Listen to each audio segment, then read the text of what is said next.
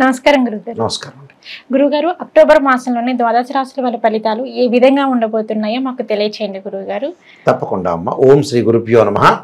గురుగారు, మనం ముందుగా చూసుకున్నట్లయితే మేషరాశి వారికి, మరి ఈ మేషరాశి వారికి వచ్చేసి అక్టోబర్ మాసంలోని వీరికి ఎటువంటి ఫలితాలు రాబోతున్నాయి అంటారు? మరి వీరికి ఆ మాసంలో ఎలా ఉండబోతుంది అంటారు? తప్పకుండా అమ్మ. అక్టోబర్ మాసంలో మనకి గ్రహస్థితులు మనం ముందుగా ఒకసారి మనం పరిశీలన చేసినట్లయితే వృషభ రాశిలో గురువు, మీనరాశిలో రాహు, కుంభరాశిలో శని యొక్క సంచారం, వృశ్చిక రాశి అంటే తుల వృశ్చిక రాశిలో శుక్రుడు యొక్క సంచారం, కన్యా తులారాశిలో రవి యొక్క సంచారం, బుధుడు తులారాశిలో సంచారం చేయటం, కుజుడు కర్కాటక రాశిలో సంచారం చేస్తాడు. అయితే ఇక్కడ ఈ గ్రహస్థితిని అంతా కూడా మనం పరిశీలన చేసినట్లయితే ఇక్కడ ఈ అక్టోబర్ మాసంలో ఈ మేషరాశి వాళ్ళకి ఏ విధంగా ఉందో ఒకసారి మనం పరిశీలన చేస్తే ద్వితీయ స్థానంలో గురువు యొక్క సంచారం వల్ల భూమి, గృహాలు, ఉద్యోగపరంగా ప్రమోషన్లు రావటం, వృత్తి వ్యాపారరీత్యా కూడా సంతృప్తికరంగా ఉండటం, ఆదాయం అనేది సంతృప్తికరమైన జీవితాన్ని సాధించటం, అలానే వీళ్ళకి ప్రధానంగా అనేక మార్గాల్లో ఆదాయాన్ని పెంపొందించుకునే అవకాశాలు ఎక్కువగా ఉంటాయి. ఇక్కడ కేతువు కూడా కన్యారాశిలో ఉంటాడు. వీళ్ళకు వచ్చే వృత్తి వ్యాపార రీత్యా కూడా సంతృప్తికరంగా ఉండటం, ఆదాయం రావటం, ఇంటిలోని వివాహాది శుభ కార్యక్రమాలు అనుకూలించటం, కుటుంబంలో వారు ఆరోగ్యకరంగా ఉండటం, మీ మాట వల్ల కూడా చాలామంది కూడా ముందుకు వెళ్ళటాలు, అంటే వీళ్ళు ఏదైతే మాట్లాడుతుంటారో ఆ విషయాలన్నీ కూడా ముందుకు వెళ్తూ ఉంటాయి ఎక్కువగా. అలానే మీ ప్రతి పనిని కూడా సులభంగా చేయటం, వృత్తి ఉద్యోగాల యందు గౌరవాలు, సన్మానం పొందే అవకాశాలు, ఆనందంగా జీవితము, ఇలాంటివన్నీ కూడా గురువు వల్ల జరుగుతుంటాయి. అంటే ధనపరంగా వాళ్ళకు అనుకూలంగా ఉండే అవకాశాలు ఎక్కువ ఉంటాయి. అంటే అనేక మార్గాల్లో ఆదాయ మార్గాలు కూడా బాగా ఎక్కువగా ఉంటాయి వీళ్ళకి. అంటే ద్వితీయంలో గురువు మంచి చేస్తాడని అర్థం. తర్వాత మిగతా గ్రహాలను మనం చూసుకునేటట్లయితే మేషం, వృషభం, మిథునం, కర్కాటకం. కర్కాటకంలో కుజుడు ఉన్నాడు. అంటే చతుర్థ స్థానంలో కుజుడు యొక్క ఫలితం వల్ల కొంత ఆరోగ్యపరంగా ఇబ్బందులు రాకుండా, భూ సంబంధమైన వ్యవహారాలు కానీ, యంత్ర పనిముట్లతో సంబంధం ఉండే వ్యక్తులు కానీ, రక్షణ శాఖ వ్యక్తులు ఎవరైతే ఉంటారో రక్షణ శాఖలో ఉన్న వ్యక్తులు కానీ, దానితో పాటు ఈ రక్షణ శాఖతో పాటు ప్రత్యేకంగా నేవీ వాళ్ళు కానీ, న్యాయవాదులు కానీ కొంత ఆరోగ్యపరంగా ఇబ్బందులు కలగకుండా చూసుకోవాలి. ప్రయాణాలు చేసేటప్పుడు బహుజాగ్రత్తగా ఉండటం, అతివేగం అనేది పనికిరాదు, అతివేగంగా వెళ్ళకూడదు. ఇవన్నీ కూడా కుజుడు ద్వారా మనకు తెలుస్తాయి. అలానే ల్యాబొరేటరీలో పనిచేసే వాళ్ళు కానీ, మెడికల్ సంబంధించిన వ్యక్తులు కానీ ఆరోగ్యాన్ని శ్రద్ధగా చూపించుకోవాలి. అంటే శ్రద్ధగా ఉండాలి, ఆరోగ్యాన్ని కుదుటుగా ఉంచుకోవాలి, దీర్ఘకాలిక వ్యాధులు రాకుండా చూసుకోవాలి. వచ్చిన వాళ్ళు కూడా ఆరోగ్యాన్ని ప్రశాంతమైన వాతావరణంతో మానసికంగా రుగ్మతలు లేకుండా చూసుకోవాలి. ఈ మేషరాశి వాళ్ళకి ముఖ్యంగా వచ్చేటప్పటికల్లా 6వ స్థానంలో కేతు యొక్క సంచారం వల్ల వాళ్ళకి శత్రువులు మిత్రులుగా మారటం, దానితో పాటు తీర్థయాత్రలు, పుణ్యక్షేత్రాలకు వెళ్ళటం, ఎక్కువగా అవకాశాలు ఎక్కువగా ఉండటం, అలానే ఈ కేతువు యొక్క బలం వల్ల కూడా ప్రతి పనిలో కూడా కొంత విజయం సాధించే అవకాశాలు ఎక్కువ ఉంటాం, శత్రు వృద్ధి తగ్గే అవకాశాలు ఉంటాయి. అలానే వీళ్ళకి షష్టమంలో ఎప్పుడైతే కేతు ఉంటాడో వాళ్ళకి ముఖ్యంగా శత్రువులు వాళ్ళకి మిత్రులుగా మారటం, ఎక్కడైతే డబ్బు రావాల్సిన వస్తువులు డబ్బులు పరంగా ఉంటాయో అలాంటివన్నీ కూడా రావటం, అంటే మొండి బాకీలు వసూలు కావటం జరుగుతూ ఉంటాయి. కాబట్టి ఇక్కడ మొండి బాకీలు, తీర్థయాత్రలు, పుణ్యక్షేత్రాలు, దానధర్మాలు చేయటం, యజ్ఞయాగాది క్రతువుల్లో పాల్గొనే అవకాశాలు ఎక్కువగా ఉంటాయి.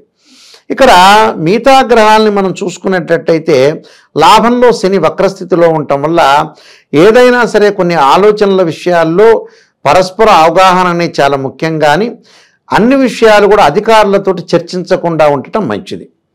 అంతే దానివల్ల అధికారుల యొక్క ఆగ్రహానికి గురి అవకాశాలు ఎక్కువ ఉంటాయి శని వల్ల. అంటే శని వక్రగతిలో ఉన్నాడు, లాభంలో ఉన్నాడు, కానీ దశమ స్థానం యొక్క ఫలితం ఉంటుంది కాబట్టి తప్పకుండా వీళ్ళు తోటి సహచరులతో అన్ని విషయాలు రహస్యంగా చెప్పుకోవాలి, కానీ బహిరంగంగా చెప్పుకోవటం అనేది మంచిది కాదు. వీళ్ళకి రాహు యొక్క బలం వల్ల విదేశాలకు వెళ్ళటం, అక్కడ ఆ విదేశాల్లో కూడా ఉద్యోగాలు సంపాదించడం, అక్కడ రెస్టారెంట్లు పెట్టడం, ఆ దేశం యొక్క పౌరసత్వం లభించే అవకాశాలు ఎక్కువగా ఉంటాయి వీళ్ళకి. తర్వాత వచ్చేటప్పుడు మిగతా గ్రహాలు కొన్ని ఉన్నాయి కదా, మిగతా గ్రహాల్లో కొన్ని ఉండటం వల్ల వీళ్ళకి ముఖ్యంగా సప్తమ స్థానంలో బుధుడి యొక్క సంచారం తులారాశిలో. సప్తమ స్థానంలో తులారాశిలో బుధుడి యొక్క సంచారం వల్ల నూతన వ్యాపారాలు పెట్టుబడులు పెట్టకూడదు. ఉన్న వ్యాపారాన్ని చాలా జాగ్రత్తగా సాగించుకుంటూ ముందుకు వెళ్ళాలి. అలా సాగిస్తేనే వీళ్ళకి అనుకూలంగా ఉంటుంది. నూతన వ్యాపారాల్లో ఉన్న భాగస్వామ్యం ఏదైతే ఉంటుందో అవన్నీ కూడా ముందుకు తీసుకుని వెళ్ళొచ్చు. కానీ కొత్తగా వ్యాపారం కానీ భాగస్వామ్యం తీసుకోవటం కానీ అలాంటివి చేయకుండా ఉంటే చాలా మంచిది.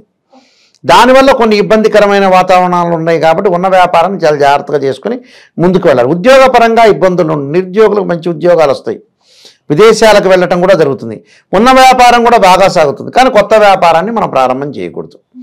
దానితో పాటు రవిగ్రహం మారుతూ ఉన్నాడు. ఇక్కడ కన్యారాశిలోంచి తులారాశిలోకి, శుక్రుడు తులారాశిలోంచి వృశ్చిక రాశిలోకి మారుతాడు.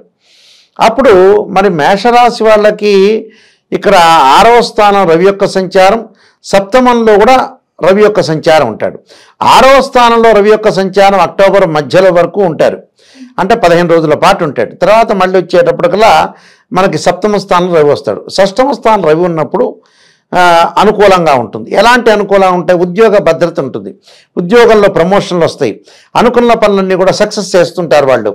దానితో పాటు నూతన వస్త్రాలు ధరించటం, అలానే రుణాలు వసూలు కావటం, అలానే వ్యవసాయదారులకు అనుకూలంగా ఉండటం, లాభాలు కలిగే అవకాశాలు ఉంటాయి. ఉద్యోగ భద్రత, నిరుద్యోగులకు మంచి ఉద్యోగాలు జరుగుతుంటాయి. ఇక్కడ కుజుడు బాగలేకపోవటంలో కోర్టు సమస్యలు, అన్నదమ్ముల మధ్యలో గొడవలు తగాదలు రాకుండా చూసుకోవాలి. అంటే పిత్రార్జిత విషయంలో కానీ ఆస్తుల పంపకాల్లో కానీ చిన్న చిన్న డిస్ప్యూట్స్ జరుగుతుంటాయి. అవన్నీ రాకుండా లౌకిక విధానంతో కొన్ని రోజులు పోస్ట్ పోన్ చేయడం చాలా మంచిది. ఇది రవి కుజుడు వల్ల జరుగుతుంటుంది. అలానే శుక్రగ్రహాన్ని మనం చూసుకునేటట్టయితే అష్టమ స్థానంలో శుక్రుడు ఉంటాడు. శుక్రగ్రహం ఎప్పుడూ కూడా ఇక్కడ సప్తమంలో ఉంటాడు, అష్టమంలో ఉంటాడు. కొన్ని రోజుల పాటు తులలో సంచారం చేస్తుంటాడు, తర్వాత వృశ్చిక రాశిలో సంచారం చేస్తుంటాడు. అంటే 1, 2, 4, 5, 8, 9, 11 స్థానాల్లో ఉంటే శుక్రుడు మంచివాడు నిజంగా. ఇక్కడ శుక్రుడు ప్రథమార్థంలో బాగుంటాడు, అక్టోబర్ మధ్య తర్వాత శుక్రుడు బాగుంటాడు. ఈ అక్టోబర్ 15 రోజులు 12 రోజుల వరకు కూడా 2 వారాల వరకు కూడా శుక్రుడు బాగలేడు కాబట్టి వివాహ సంబంధాలు అంతగా కుదరవు. కొద్దిగా ఖర్చులు కూడా పెరుగుతుంటాయి వీళ్ళకి.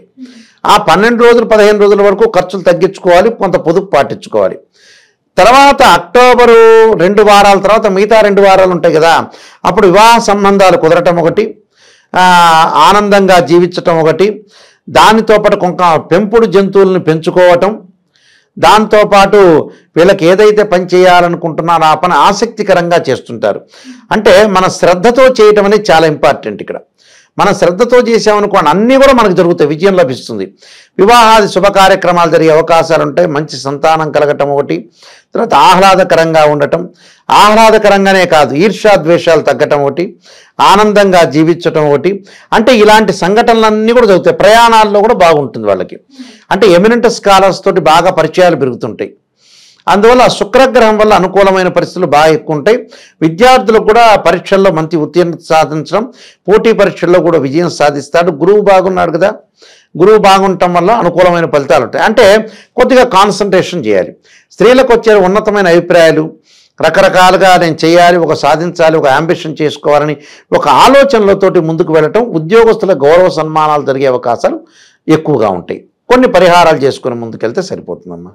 ఓకే గురువు గారు, మేషరాశి వారికి వచ్చేసి అక్టోబర్ మాసంలోనే ఎటువంటి ఫలితాలు రాబోతున్నాయో తెలియచేశారు. మరి వారు ఎటువంటి పరిహారం చేసుకుంటే వారికి ఇంకా అద్భుతమైన ఫలితాలు వస్తాయంటారు? మంగళవారం రోజున కందులు దానం చేయాలి. అక్టోబర్ మాసంలో కందులు దానం చేయాలి. కందులు, ఎర్రని వస్త్రం, ఎర్రని పూలు దానం చేయటం, కందులతోటి ఏదైనా సరే నైవేద్యాన్ని భగవంతుడికి అర్పించటం.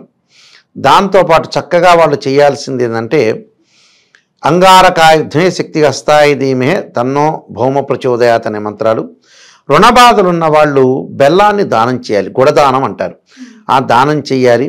దానితో పాటు వాళ్ళు చేయాల్సింది నువ్వులు దానం చేయటం, నల్ల నువ్వులు, నల్లని వస్త్రం దానం చేయాలి. ఆరోగ్యపరంగా ఇబ్బందులు కలిగిన వాడు శరీరే జర్జరీభూతే వ్యాధిగ్రస్తే కలేబరి ఔషధం జాహ్నవీతోయం వైద్యో నారాయణహరి మంత్రాన్ని చక్కగా చదువుకోవాలి.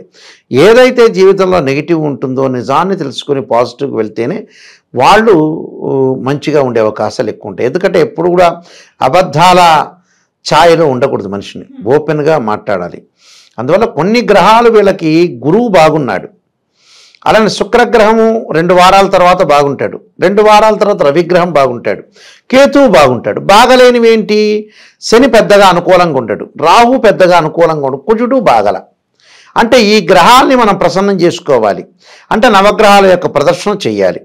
చేయటం ఒకటి, విష్ణు సహస్రనామ పాలన చేయటం వల్ల కూడా మనకు మంచి జరిగే అవకాశం ఖచ్చితంగా ఉంటుందమ్మా. ఓకే గురుగారు, మేషరాశి వారికి వచ్చేసి అక్టోబర్ మాసంలోనే ఎలా ఉండబోతుంది, వారికి శుభ అశుభ ఫలితాల గురించి అయితే మాకు తెలియజేశారు. ధన్యవాదాలు గురుగారు. నమస్కారం.